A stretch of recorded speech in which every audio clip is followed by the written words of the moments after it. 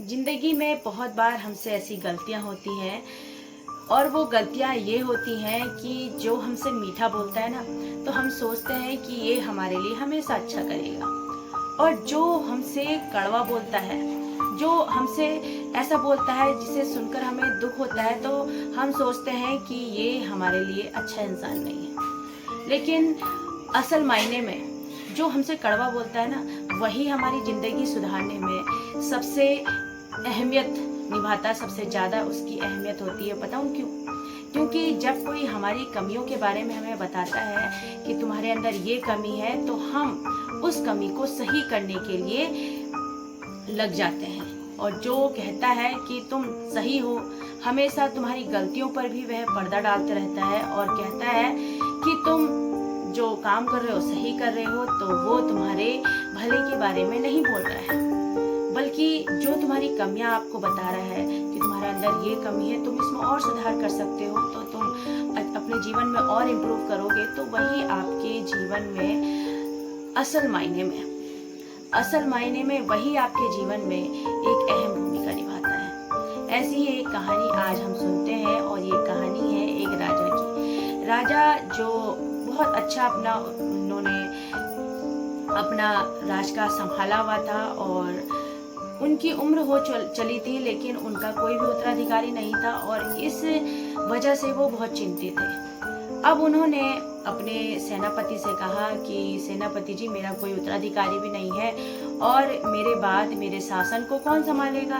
तो सेनापति ने कहा कि राजा साहब, अब आप ऐसा कीजिए ना कि आप हम सब में से ही किसी एक को अपना उत्तराधिकारी बना लीजिए, या कोई और आपकी नज़र में हो तो आप उसे उत्तराधिकारी बना लीजिए, आप ऐसा कर लीजिए। तो राजा साहब कहते हैं, नहीं, मैं एक इंटरव्यू होता है जैसे आज के टाइम पे, तो उस टाइम पे भी राजा साहब ने यही कहा था कि मैं लोगों को बुलाऊंगा और उनसे उनकी परीक्षा लूँगा उनके व्यवहार के बारे में। तो सेनापति जी ने कहा कि ठीक है, तो कोई उम्र भी आप इसमें डाल दीजिए कि इस उम्र के लोग ही आ पाएंगे और इससे ज़्यादा के उम्र के लोग नहीं आएंगे। तो राजा साहब ने कहा, नहीं, उम्र का कोई भी रोक टोक नहीं है, किसी भी उम्र के लोग आ सकते हैं, बस उन्हें जो आना है समय से आना है और अपनी जो भी उनके अंदर नॉलेज है वो सब उन्हें बतानी है और मैं उनकी परीक्षा लूँगा, उनसे क्वेश्चन करूँगा, उनसे बातें करूँगा, तब पता चलेगा कि इंसान कैसा है।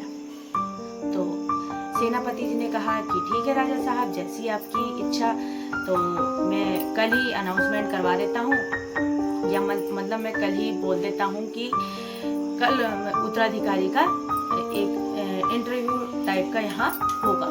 तो राजा साहब कहते हैं ठीक है। तो अगले दिन जो है सभी लोगों से कह दिया गया, गांव के सभी लोगों से बोल दिया गया कि उत्तराधिकारी के पद के लिए कल को बुलावा आया है और जो भी उस परीक्षा में पास होगा वही उत्तराधिकारी बनेगा। और ये जो बात है हर जगह पहुंच गई आग की तरह। और एक गांव में एक जो लड़का था वो किसानी करता था, किसान का काम करता था और अपने खेती बाड़ी करता था और उसी से अपने घर का पालन पोषण करता था। ये बात उसे भी पता चली। तो उस लड़के ने कहा अपने पिताजी से कि पिताजी, मैं भी जाना चाहता हूँ वहाँ, अपनी परीक्षा देना चाहता हूँ, मैं भी देखना चाहता हूँ कि किस तरह के लोग वहाँ आएंगे।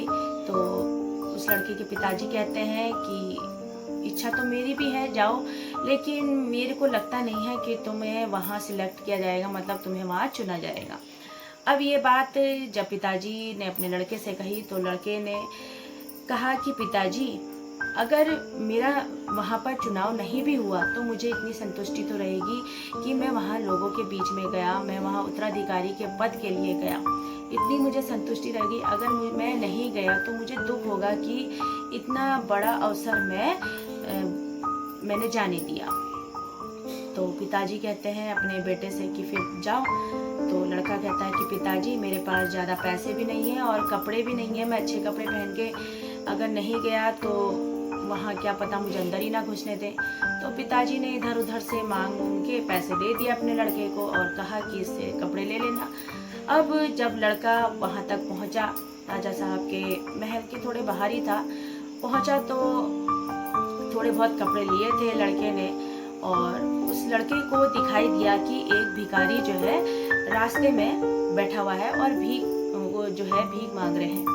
तो भिखारी ने कहा कि बेटा कुछ दे दो, खाने के लिए दे दो, कुछ पहनने के लिए दे दो। तो लड़के ने कहा कि बाबा मेरे पास तो कुछ भी नहीं है, ये थोड़े बहुत कपड़े हैं, इन्हीं लेकर मैं जा रहा हूँ।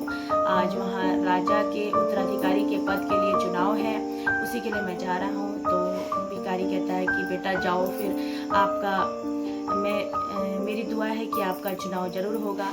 लेकिन लड़के को थोड़ा अच्छा नहीं लगा, क्योंकि लड़के ने देखा कि जो वो भिखारी थे उन्होंने ना कपड़े पहने हुए थे अच्छे से, खाने पीने के लिए तो उनके पास था ही नहीं, लेकिन कपड़े भी नहीं पहने थे और ठंड भी हो रही थी। तो लड़के को थोड़ा अच्छा नहीं लगा, दुख हुआ। तो लड़के ने एक कोट पहन रखा था अच्छा सा, तो लड़के ने वही कोट उतार के उस भिखारी को दान में दे दिया कि बाबा आप ये कोट रखिए और अपनी आपको जो भी ठंड लग रही है वो नहीं लगेगी इस कोट की वजह से। तो बाबा कहते हैं कि बेटा बहुत बहुत शुक्रिया, आप जिस भी काम के लिए जा रहे हो उसमें आप विजेता बनकर आओ। ये उस भिखारी ने दुआ दी, किसको? लड़के को दी। और लड़का खुश हो गया, थोड़ा उसे संतुष्टि सी हुई कि मैं किसी की मदद तो कर पाया। अब लड़का पहुंचा, कहाँ पहुंचा? लड़का पहुंचा राजमहल में। और राजमहल में जब पहुंचा तो सेनापति ने कहा कि अभी थोड़ा देर रुकिए, अभी वहाँ पर बातचीत हो रही है, थोड़ी देर में आपको बुलाया जाएगा। तो थोड़ी देर में लड़के को बुलावा आता है और लड़का जाता है अपने इंटरव्यू के लिए जाता है लड़का। तो देखता है कि जो राजा है वो राजा वही राजा था जो भिखारी के भेष में वहाँ पर बैठा हुआ था। तो ये देखकर लड़का कहता है कि राजा साहब आप तो वहाँ पर बैठे हुए थे एक भिखारी के रूप में और आप यहाँ। तो राजा साहब ने कहा कि मैं हाँ भिखारी के रूप में ही बैठा हुआ था। मैंने जितने भी यहाँ लोग आए अपने उत्तराधिकारी के पद के लिए, मैंने सबसे मांगा, कुछ ना कुछ मांगा कि खाने के लिए दे दो, कुछ कपड़े पहनने के लिए दे दो, लेकिन किसी ने भी कुछ नहीं दिया।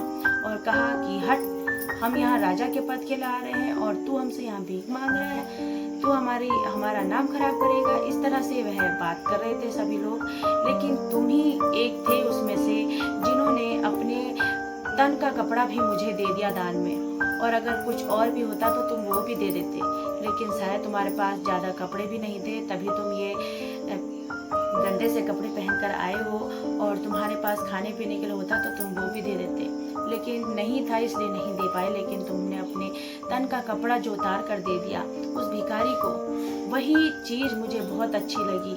क्योंकि जो बाहर से सुंदर होता है जरूरी नहीं कि वो अंदर से भी सुंदर हो। जो सुंदर होता है ना वो अंदर से सुंदर होता है, क्योंकि हमें इंसान ऐसा चाहिए जो अपने मन से उदार हो, जो किसी के दुख को देखकर दुखी हो, जो कभी भी ये ना सोचे कि मेरा अच्छा हो जाए और उसका भला हो जाए, जो व्यक्ति ये ना सोचे कि इसके बदले में मुझे कुछ मिलेगा, बल्कि उदार भाव से दूसरे की मदद करने के लिए तैयार रहे। ऐसा व्यक्ति मुझे चाहिए था अपने उत्तराधिकारी के पद के लिए, और वो व्यक्ति तुम हो।